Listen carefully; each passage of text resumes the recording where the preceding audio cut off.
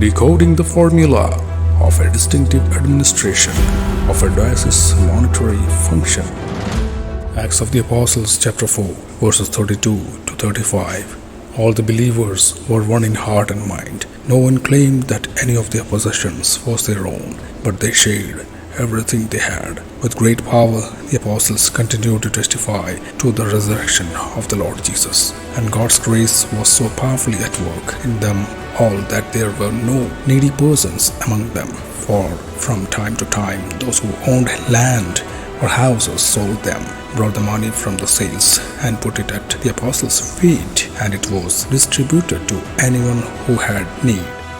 The believers, they, needy persons who owned land, all these remind us about fellowships, local churches, or parish churches.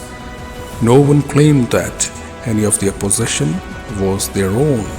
This points toward the property of church, such as congregation, church building, local church treasury, etc.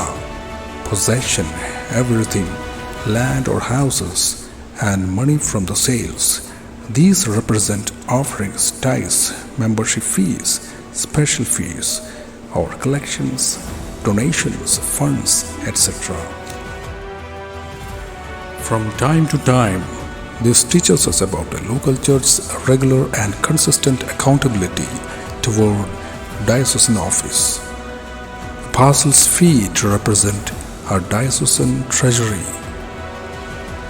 distributed to anyone who had need, leads us to local church leaders, church workers' allowance provided from the diocesan office treasury on regular basis, and special provision or fund or collection as decided by the diocesan council.